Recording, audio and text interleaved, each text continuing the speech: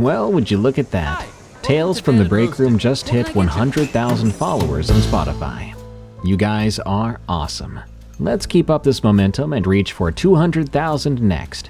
Thank you all so much. Now grab your darkest roast and your most ridiculously sized coffee mug. Today's episode is gonna freak you out.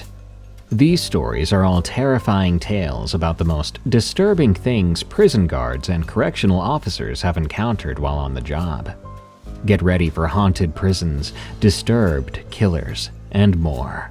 If you have your own scary work story, send it to me at eriecast.com/submit. And if you need a breather and you're over 18, check out my comedy paranormal podcast, Night Watchers, on your favorite podcast app or on YouTube.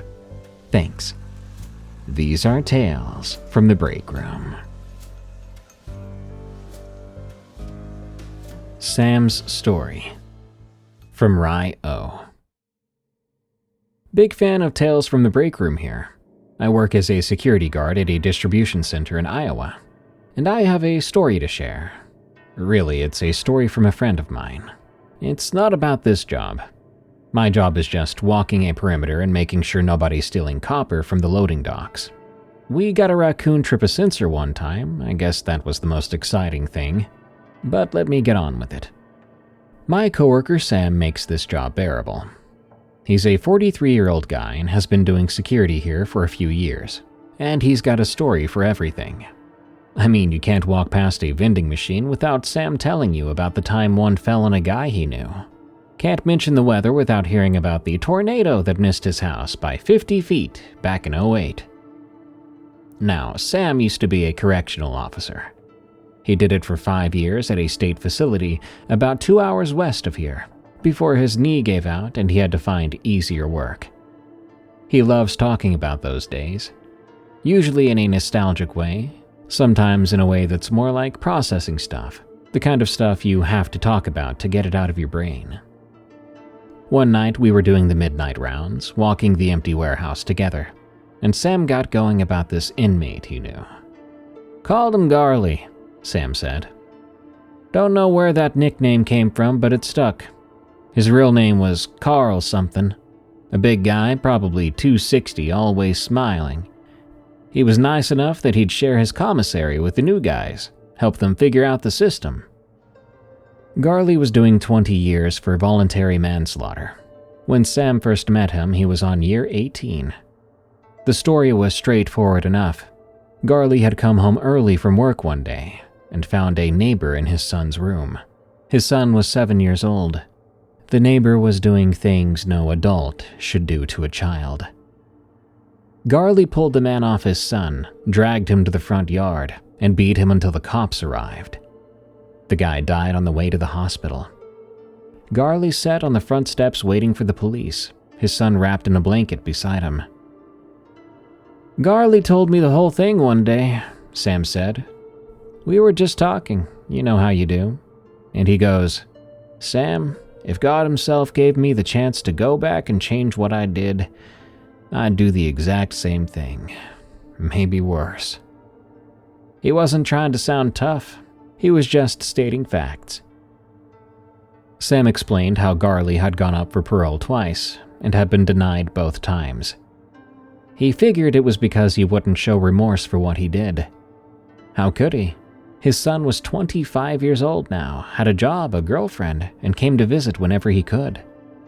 That man could have destroyed all of that, and nearly did.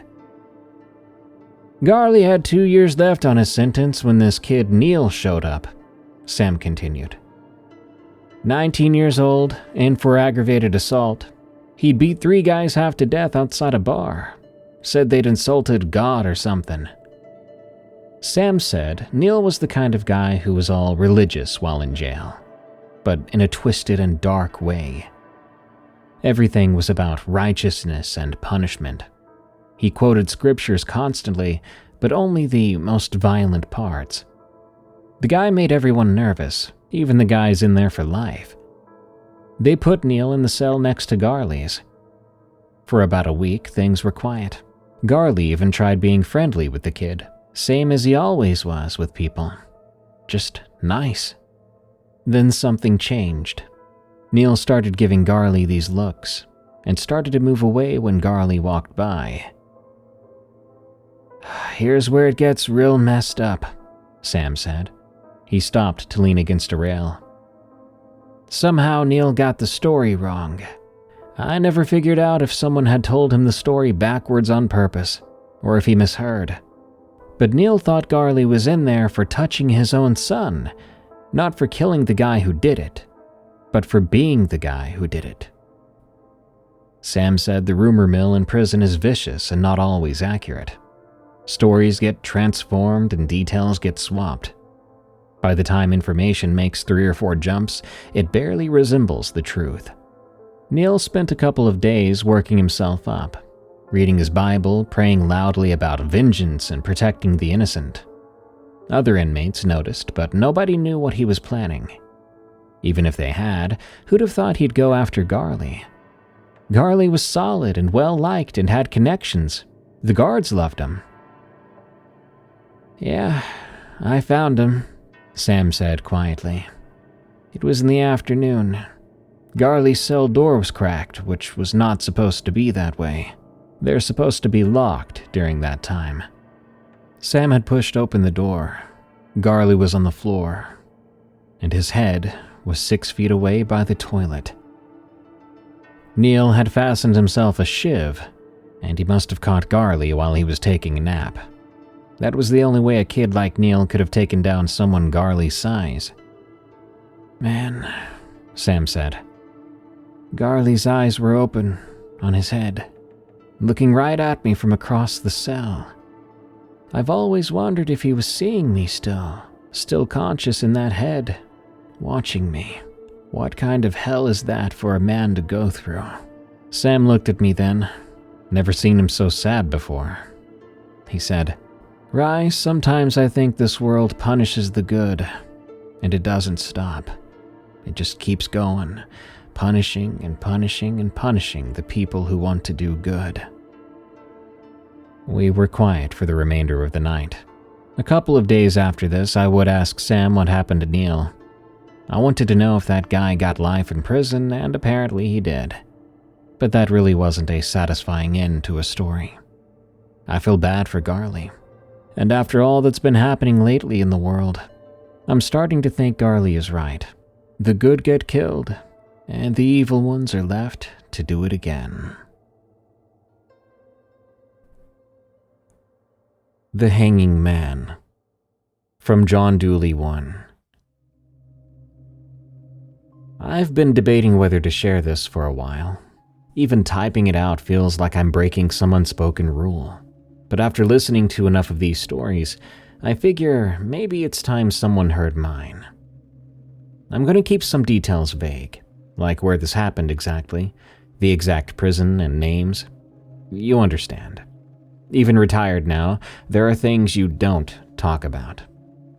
What happened during those months when I was pulling every extra shift I could get, that's been eating away at me for years. A couple decades back, my wife Sarah and I were going through it. Really going through it. 22 years of marriage and we'd hit a wall that felt insurmountable. Every conversation turned into an argument, and every silence felt loaded with resentment. Home became a battlefield and I was losing. I'd been working as a correctional officer for about 15 years at that point. It's not a job you brag about at parties. Though when you actually did, people would ask for stories about inmates and prisoners, who was the freakiest guy you had to watch over, and all that stuff. Now, when things got bad at home, I started to volunteer for every overtime shift they would give me. Doubles, nights, holidays, it didn't matter. The scheduling supervisor started joking that I should just set up a cot in the break room. The thing about working nights at a prison is that it's a completely different world from the day shift. During the day, there's activity everywhere. Inmates are moving to work assignments, and there's visitations and medical appointments, even classes. It's controlled chaos, but it's alive. At night, it's supposed to be quiet. Supposed to be, keep that in mind. Our facility was old. I think it was built around the early 1900s, but don't quote me on that. There were 3 main wings radiating from a central hub, plus the administrative building. The east wing hadn't been used for housing in about a decade due to budget cuts and declining population. They kept talking about renovating the place, but the money never really materialized, so it just sat there, empty, collecting dust and rumors. The first time I heard the sound, I was doing rounds in the B wing, maybe 3 weeks into my marathon of overtime shifts. It was around 2 a.m., that dead time when even the restless inmates have finally settled in. I was walking past the junction where B wing meets the central corridor when I heard it. I can describe it as a sort of slow creaking sound, like rope being pulled taut. It lasted maybe 5 seconds and then stopped. I chalked it up to maybe pressure or something causing sounds and shifting in the building. The place was full of weird noises too. You might hear pipes clanging or wind coming through old vents you didn't know were there. And every nook and cranny in that place needed some WD-40. When you practically lived there for a while, you learned to tune most of it out. But then other guards began to mention it too. Rod, who had been there even longer than me, brought it up during shift change one morning, asking me if I'd ever heard that weird creaking sound. Said it would happen around 2 or 2:30. I admitted I had. He said that he'd started hearing it about 6 months ago, that it was always near the East Wing Junction. That's when Pete, one of the younger guards actually, chimed in with the story. Everywhere has their legends, even prisons, I might say especially prisons. Ghost stories passed down through generations of guards and inmates. Ours was about a Warden Garrett. This would have taken place back in the 60s. Warden Garrett had been running a whole operation smuggling contraband, taking bribes, even allegedly helping certain inmates with outside business, if you know what I mean. Story goes that when the feds started to close in, he knew it was over. Rather than face trial and probably end up in his own prison with people that might kill him, thinking he might have leaked something to the police, he decided to hang himself.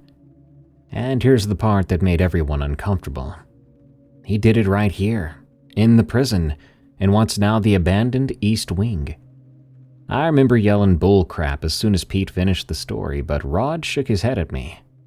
He said he had looked up some records after our last conversation, said he'd found documents saying they'd found him in 1967 hanging from the ceiling in cell block E-7. After that, I started to pay more attention. I didn't want to believe it, but I kind of did. I mean, Rod said he had found the files, right? The sound wasn't every night, maybe just 2 or 3 times a week. And still, it could be anything. It was always between 2 and 3 a.m., and always near that junction. And it did sound exactly like rope under tension, a distinctive creaking groan. One night, about 2 months into my overtime marathon, I was working with Chavez. He's a good, reliable guy, not prone to hysteria or anything. We were doing the 2 a.m. count when we both heard something that was clear as day, but this time it didn't stop after just a few seconds. It went on for maybe 30 seconds, and it got louder as it went, more strained, and it was followed by a scream that came from the East Wing. A man's voice, raw and desperate and pained, cut short like someone had hit the mute button. Oh, we looked at each other. Protocol said we had to check it out. The East Wing was supposed to be empty, but sometimes homeless people found ways in, or inmates managed to get where they shouldn't be. We called it into control, grabbed our flashlights, and headed over. The door to East Wing required a special key that we had to get from the control room. Williams was the officer on duty that night, and he gave us a strange look when we requested it, double-checking if we'd actually heard anything at all. We told him we were sure. The door opened with a groan that seemed way too loud in the quiet. We pointed our flashlights around, illuminating dust in the air, and slightly wincing at the smell of mold and abandoned places. You know that smell, like dampness and decay. We did a full sweep, Every cell, every corner, every possible hiding spot. And there wasn't anything yet. Nothing. No signs of entry, no disturbed dust except for our own footprints. The windows were all intact and painted shut. The only other entrance had been welded shut years ago. But here's what got me. In cell E-7, the cell where Garrett allegedly died, the air felt noticeably much colder, and I swear there was a different smell in there, faint but distinct, like rope, old and oiled rope. Chavez felt it too. I could see it in the way he kept glancing at the ceiling, the way he positioned himself closer to the door for an easy escape. We filed our report after that. Nothing found, probably the building settling, sound carrying weird through the old vents. But we both knew that scream was not the building. Things got worse after that. More guards reported hearing sounds, not just the rope creaking, but footsteps now in the east wing, cell doors slamming and whispering in the walls. Marty swore he saw a shadow figure near the junction one night, and a guy named Thompson put in for a transfer after he claimed something touched his shoulder while he was doing rounds alone. Even the inmates felt it. The ones whose cells were closest to the east wing began to ask for transfers too. An old-timer, I think his name was something like Jenkins. I do remember he'd been in there for 30 years and told me straight up, "That wing ain't empty, boss. Something's wrong over there." But it was what happened on November 15th that made me reevaluate everything. That day I'd been working for almost 20 hours straight. I pulled a double and was covering part of another shift because someone had called in sick. It was 2:47 a.m. I remember the exact time because I was looking at my watch, counting down the hours until I could go home to my empty house. At the time, my wife was staying somewhere else. I was alone doing the rounds in the corridor near the East Wing junction. The sound started like usual, that slow creaking, but this time, I decided to really listen to it, to try to pinpoint exactly where it was coming from. I stood perfectly still at the junction, holding my breath. The creaking got louder, and I realized it wasn't coming from the East Wing at all. It was coming from above me. I looked up, shining my flashlight at the ceiling. There was an old maintenance hatch there, painted over so many times it was barely visible. The creaking was coming from beyond it.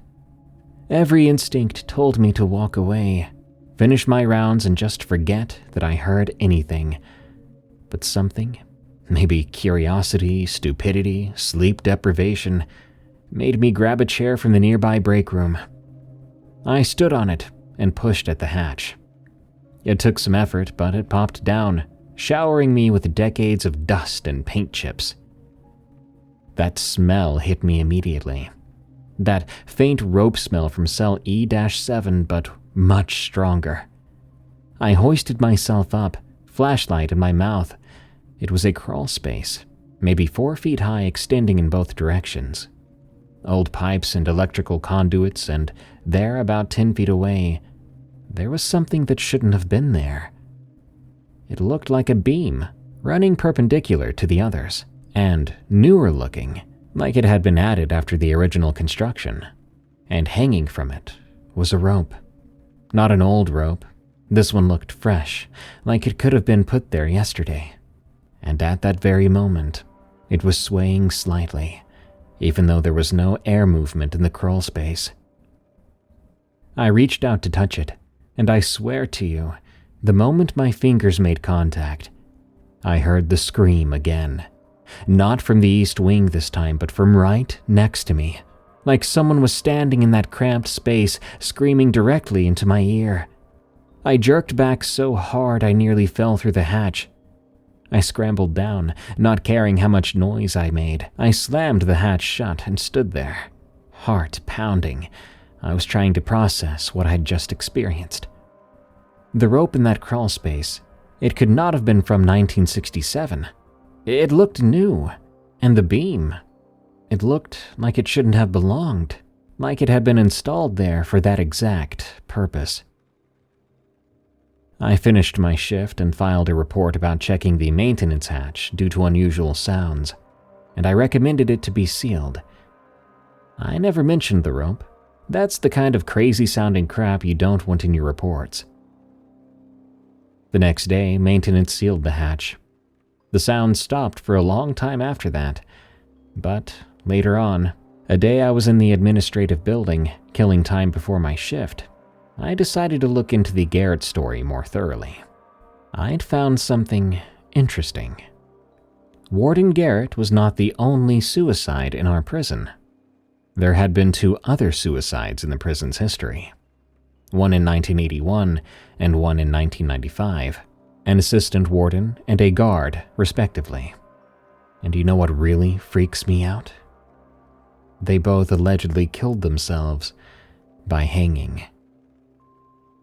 After all that, I put in for day shifts again. I told my supervisor I needed to work on my marriage instead of running from it. And that wasn't a lie.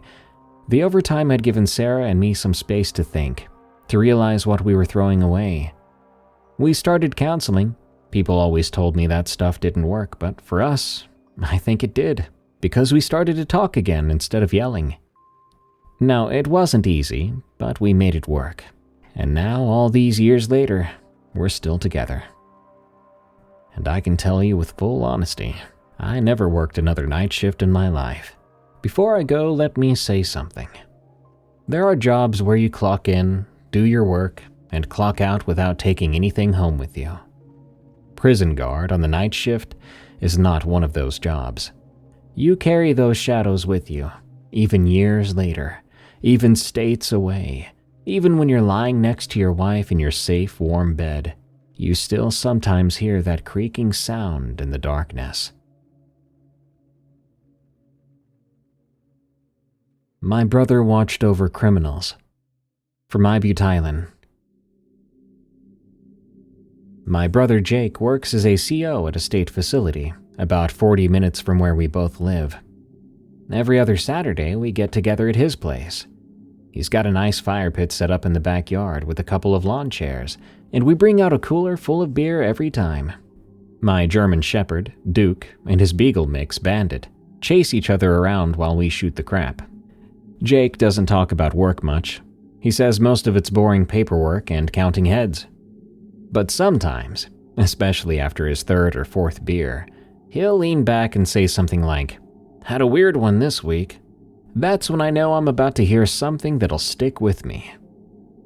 Last year, he told me 2 stories that I'm not going to forget anytime soon. Not ghost stories exactly, but the kind of thing that makes you wonder what really goes on behind those walls. The first one was about this inmate. They called him Patches. Real name was David something, but everyone called him Patches because of these distinctive birthmarks all over his arms and neck. The guy was doing 15 for armed robbery, and he'd been in about 6 years. Really, he was a model prisoner. He kept to himself and worked in the laundry. Jake said it started when they noticed Patches was not eating. Not like a hunger strike or anything political. He'd take his tray, sit down, push the food around, and then just dump it. This went on for about 2 weeks.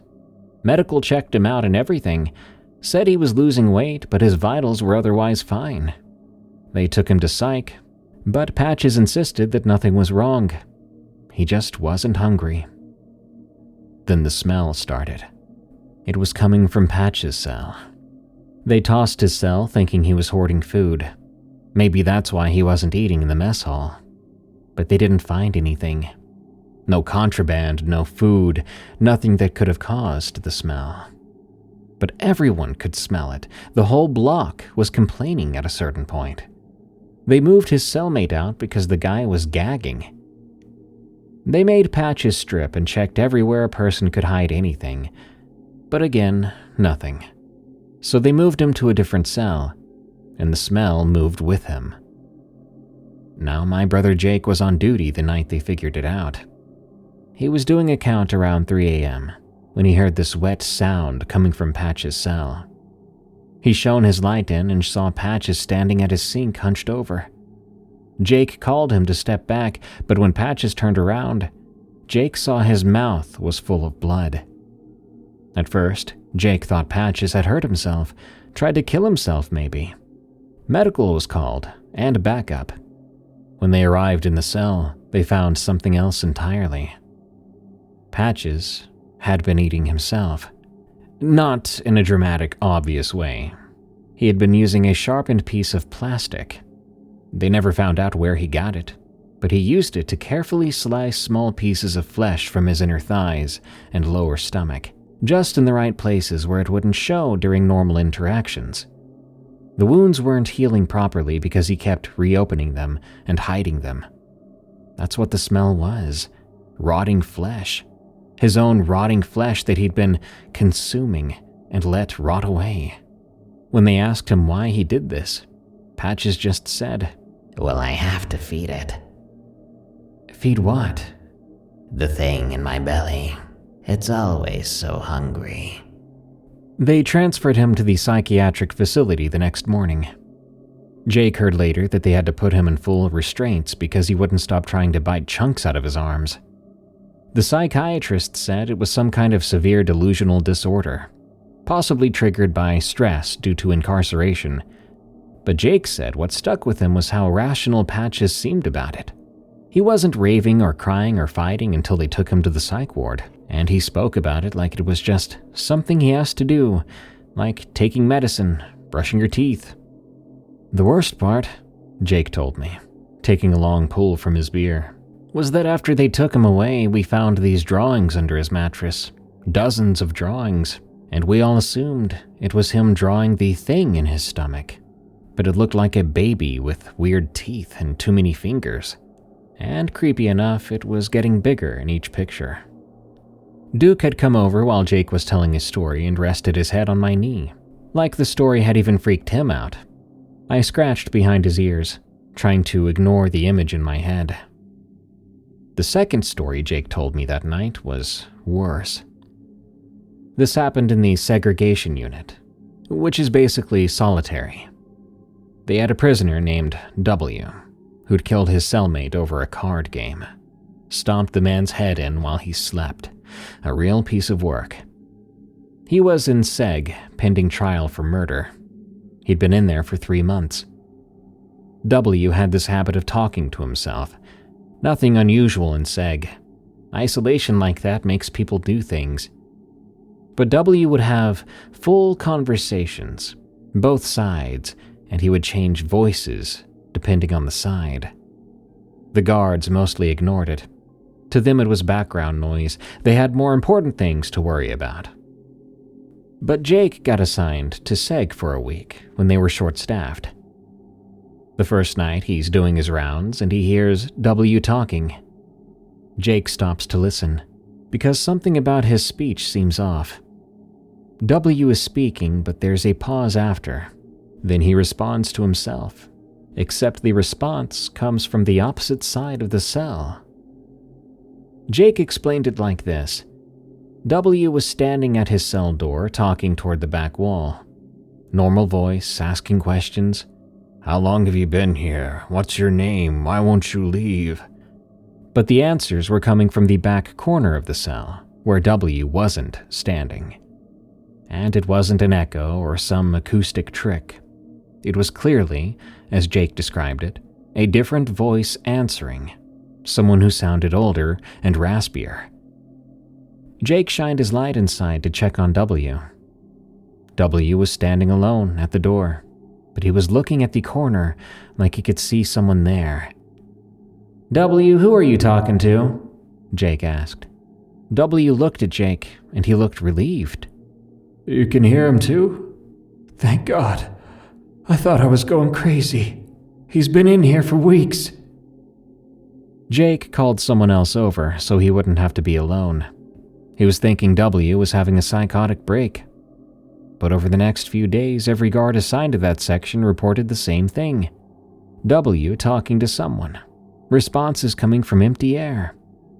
They checked the cell for anything, like hidden speakers or ventilation tricks that might explain it.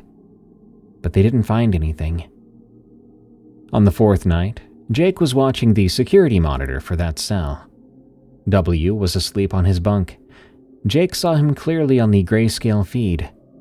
Then he saw something else with him. A shadow, human-shaped but wrong somehow, standing in the corner. It wasn't W. He was still on the bunk. The shadow stood there for a few moments, then moved. It didn't walk, it just moved, like it had slid across the floor without taking any steps. It stopped next to W's bunk and leaned over him. That's when W shot upright and began to scramble back against the wall.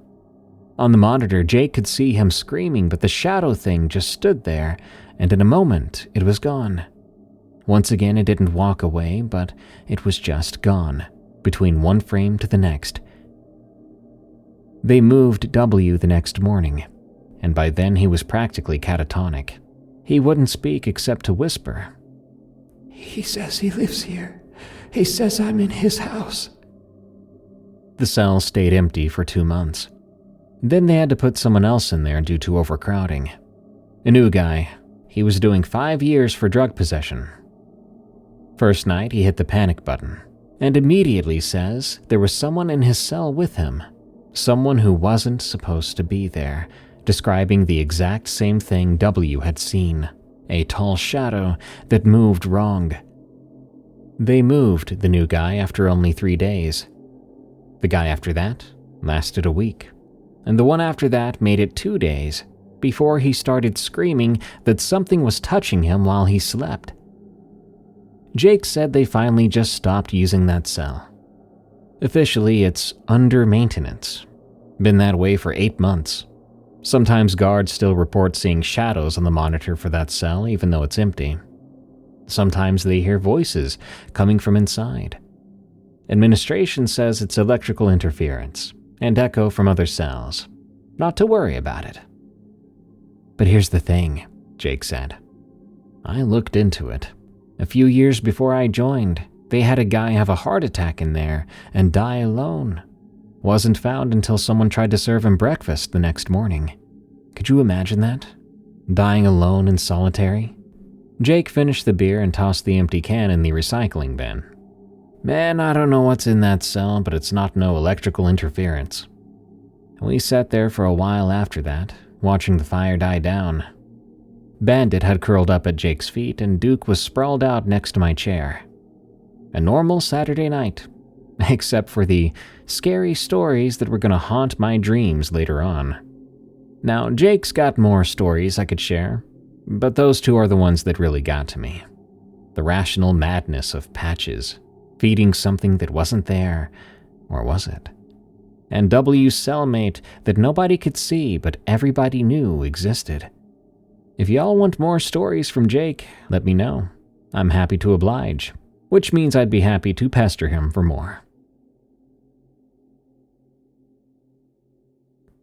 Inmate from Anonymous. I'm keeping locations and real names out of this. I'm an old man now, but some things you don't put out there with specifics attached. In 1982, I was 23 years old, fresh out of the service, and I needed some steady work. Corrections paid decent and they were hiring. I got assigned to a maximum security facility that housed some genuinely evil people.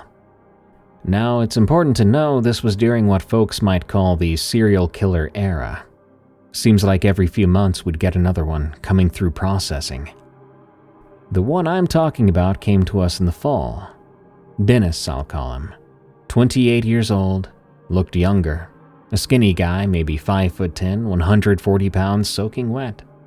Very soft-spoken too, the kind of person you'd pass on the street and never give a second glance. But that's how they get you.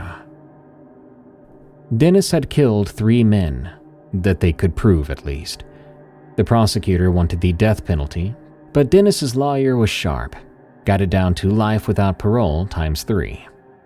But what he did to those men, Christ. He'd meet them at bus stations, laundromats, places where people go when they don't have anywhere else to be. Young men, early 20s, usually new to whatever city they were in. He'd befriend them, offer them a meal, a place to crash, put Rohypnol or something similar in their drinks. Here's where it gets sick.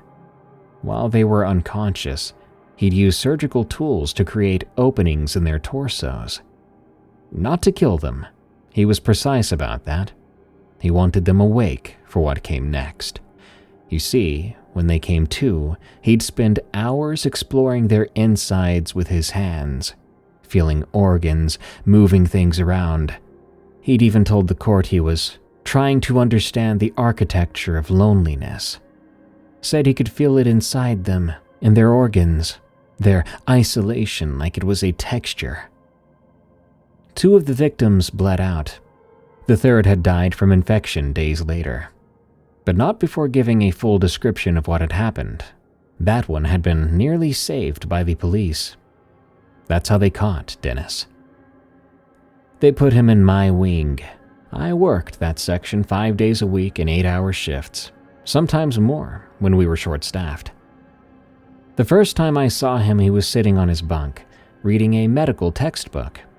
He was completely still, except for his eyes moving across the pages and his finger tracing the anatomical diagrams. When I did the head count, he looked up at me and he smiled. Now what's scary about his smile is that it wasn't a creepy smile. That made it worse. It was a normal, pleasant, I'd even call it inviting smile. Like we were neighbors passing on the sidewalk. Oh, I remember his voice. "Good morning, officer," he said. He had a voice like a radio announcer, smooth and measured. The other inmates wanted nothing to do with the guy. Even the lifers, the guys who'd done truly terrible things, they gave Dennis a wide berth. Not because they were intimidated by him physically, like I said, he was a small guy. It was something else. The way he'd watch people, maybe. Or how he'd tilt his head when someone walked by, like he was listening to something only he could hear. He never caused trouble. He followed every rule, never complained about anything. But he had this habit of getting too close when he talked to you. Not aggressive, just half a step inside your personal space, and he'd maintain eye contact the entire time, barely blinking. Made my skin crawl. Apparently, I fit his victim profile perfectly. Young 20s, living alone in a studio apartment, no family in state. I had just moved to the area for the job. If I had met Dennis on the outside at a bus station or wherever, I would have been exactly the kind of man he targeted.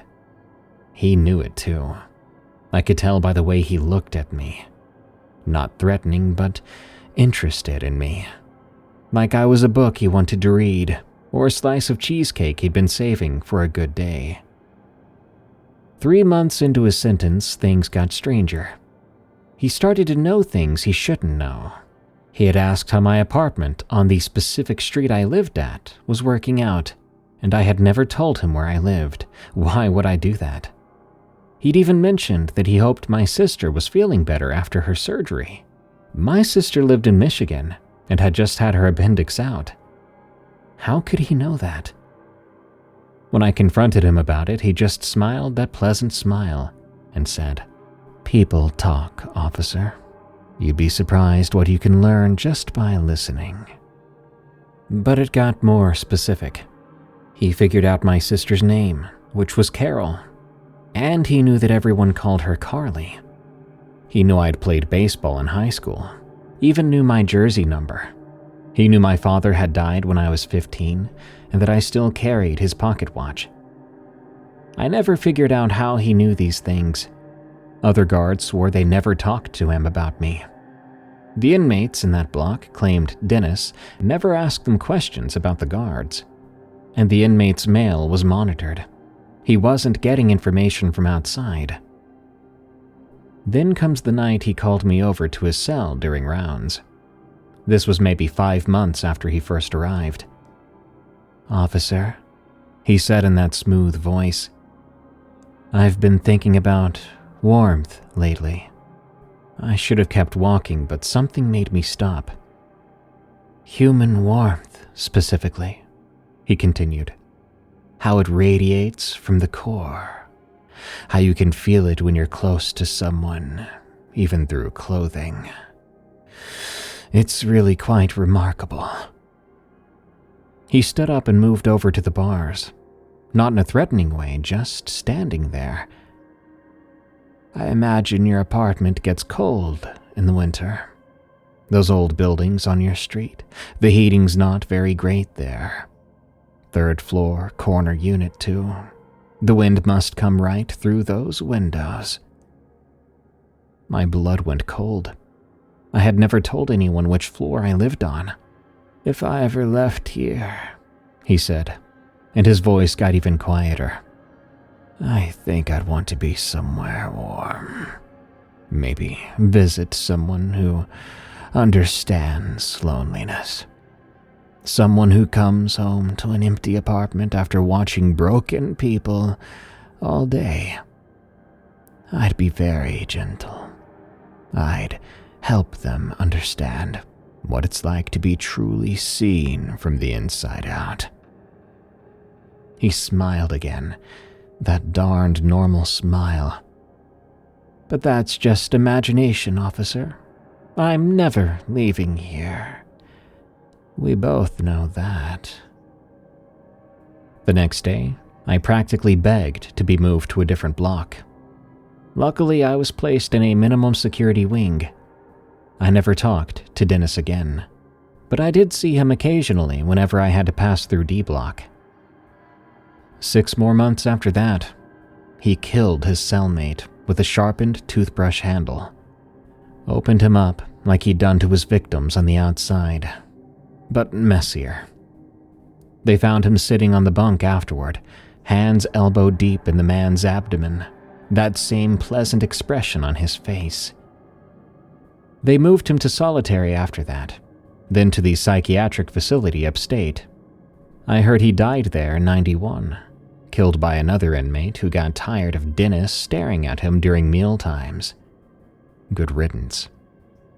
I worked corrections another 8 years after my time with Dennis.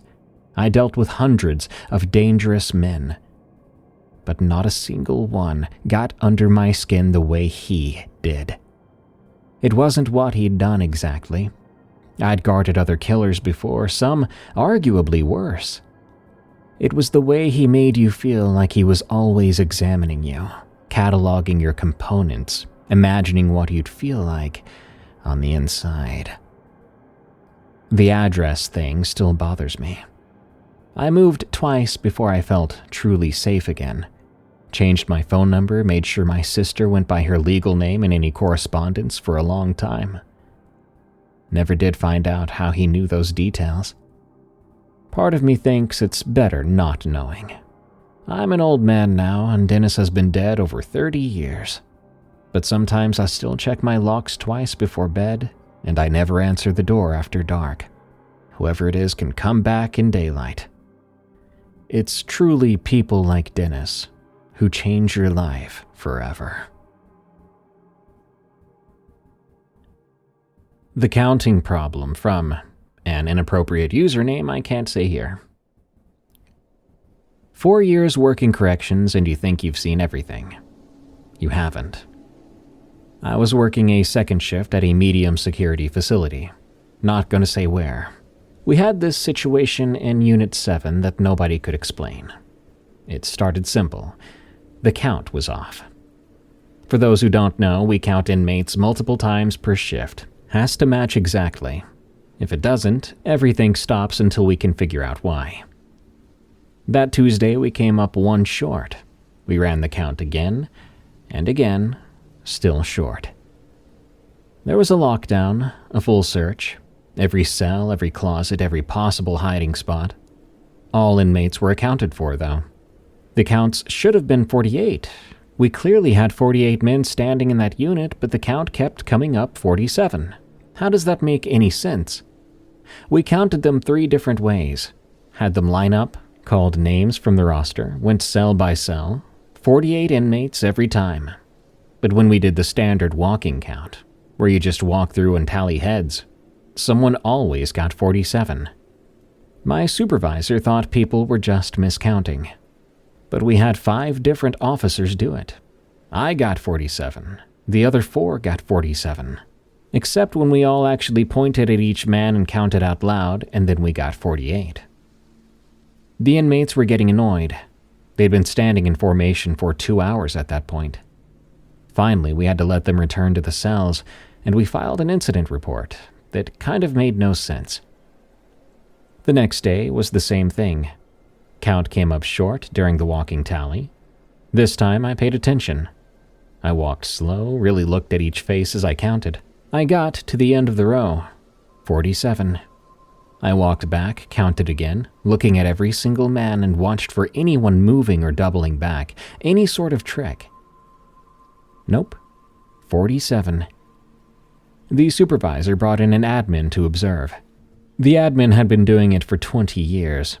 He did the count himself, and wouldn't you know it, he got 47 as well.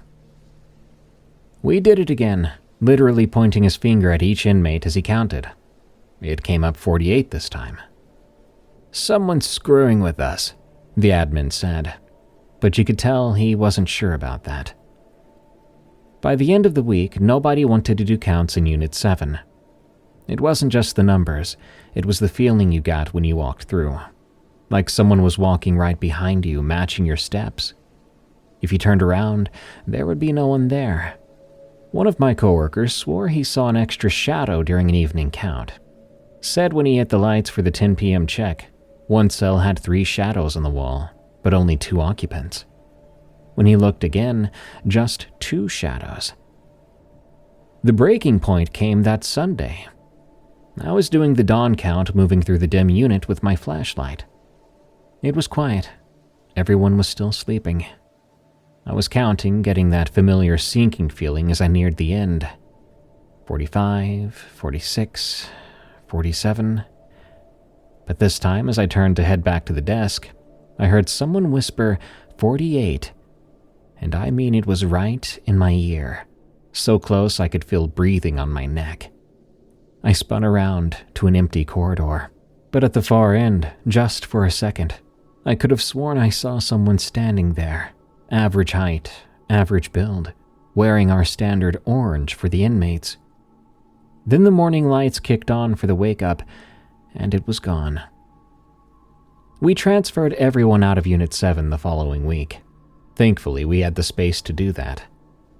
They put down the official reason as renovations, but the unit's still empty, and there have been no renovations. That admin we had come down to count himself, well, he never talked about it again. Was this mass psychosis? Inmates playing a stupid game with us that we never caught on to? Let me know what you think. Cell 19. From GuardDog. Cell 19 was supposedly fine. That's what everyone said when I started to work this max unit. Don't know why they felt the need to tell me that specifically, but they did. My second week, an inmate named Crawford got assigned there. He was a big guy, doing 25 for home invasion. I remember thinking that's a lot of years for home invasion. He was a real tough guy, didn't take crap from nobody. Pun intended. One night in that cell, he was screaming. Full-on terror screaming from a grown man. We rushed in, and Crawford was in the corner, pointing at his toilet. He screamed that something was in his pipes, that something was coming up from the pipes. We checked, but didn't find anything. The water was clear, the pipes were normal. Crawford refused to go back in, though. It took 3 of us to force him back in there. The next morning, the guy had scratches all down his legs. He claims someone grabbed him from the toilet while he was sitting there. Medical said he did it to himself, but Crawford's not flexible enough to make those marks. We moved Crawford 2 days later when he wouldn't stop screaming every night. The next guy, Reeves, was in for armed robbery. 15 years. He lasted 1 week. He said the walls were soft, kept pushing on them and checking them with his hands, and eventually he started to refuse to lean against them. He would only stand and sleep in the exact center of the cell. He started to say that if he touched the walls too long, he would sink into them. We had people check those walls. They were solid concrete, same as every other cell. Well, Reeves would soon break his own hand punching the wall, trying to prove to someone it was solid. When we pulled him out, he was crying, saying his fist had gone through and something inside had tried to keep it. Okay. After that, we had problems keeping anyone in 19 for more than a few days. The toilet thing would happen again, same as the wall thing, and there was new stuff too. Inmates would say their reflection in the metal mirror would be delayed. They would move and their reflection would move a half-second later. Food trays would be empty in the morning even though they hadn't eaten. The bed would be soaking wet despite no water source. Franklin, now he lasted the longest. 3 weeks. He was a quiet guy, but he had killed his brother over inheritance money. He didn't complain once. One morning during check, he was standing at his door perfectly still. "Franklin, you good?"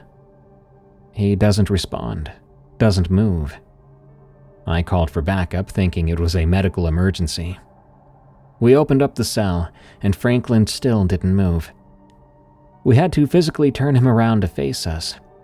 His eyes were open, but, no one was home. Complete catatonic state. It took us 4 hours to get him to snap out of it. When he did, the first thing he said was, "It showed me what it used to be." We got him talking eventually. He said every night the cell would change. Not physically, I think. He said it was more like remembering something that wasn't your memory. He'd see other inmates who'd been in that cell. Dozens of them, all at once, all occupying the same space.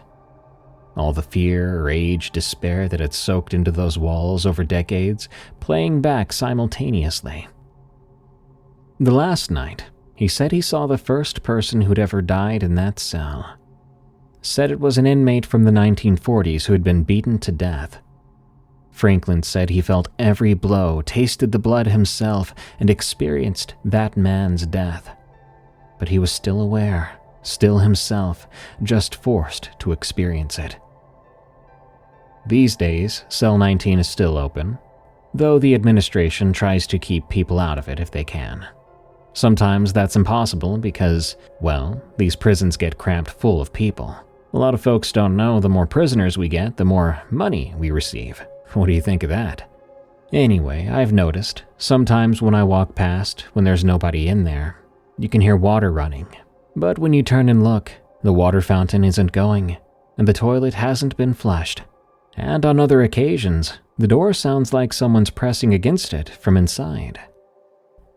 Whatever's in Cell 19, I hope it stays there. Night Shift Observations from Katherine. I work in corrections in Oklahoma, and I just want to say, in our prison, the men in protective custody don't sleep normally. That's the first thing you learn working nights in that unit. Protective custody, or PC, is where we keep inmates who can't be in general population. Snitches or ex-cops, child predators.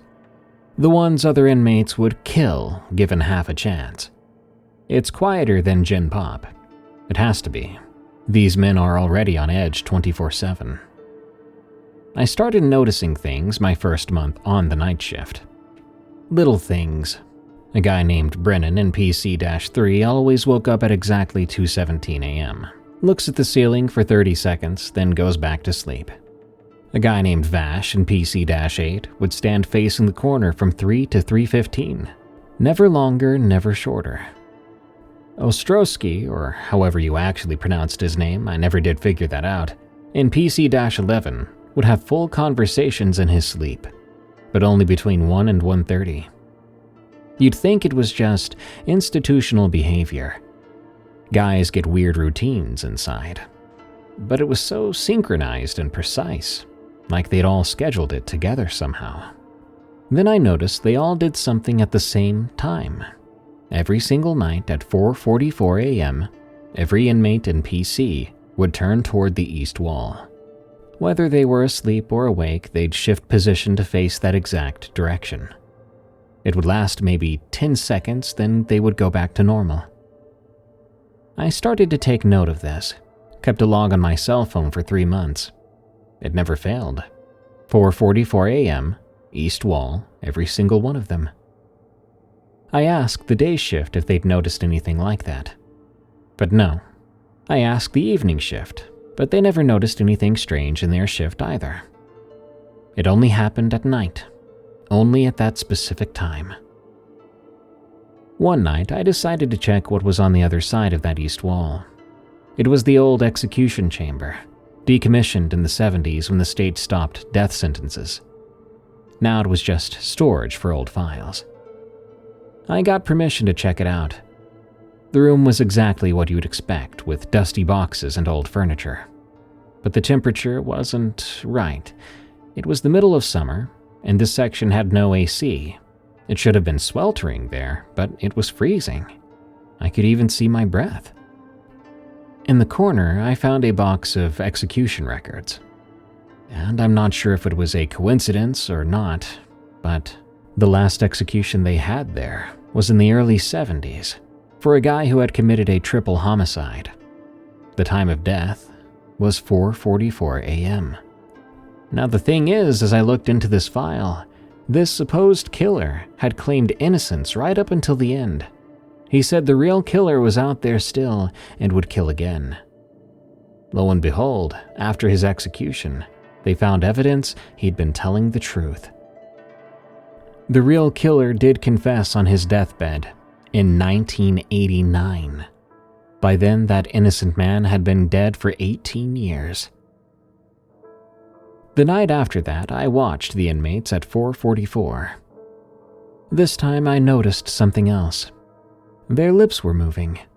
They were saying something under their breath. It was extremely hard to hear. And to this day, when I tell people this story, I remind them that I might have misheard. But I swear to you, it sounded like, "I didn't do it. I didn't do it." Well, that's really my story. Maybe it's nothing. Maybe it's a religious thing, and I'm just making more out of it than I should. But who knows? Maybe someone who was wronged never left, and he influences that prison still to this day in his own way. This was a pretty fun episode, though I'll be honest with you guys.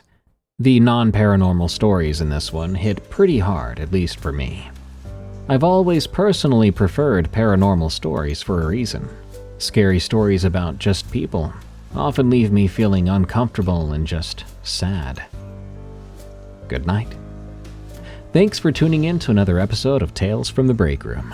I've been your host, Darkness Prevails. Follow me on X at Darkness Prevails, and find my adult comedy podcast, Night Watchers, on Spotify, Apple Podcasts, or on YouTube. Do you have a scary work story of your own? Send it to me at eeriecast.com/submit. I would love to feature it on the show.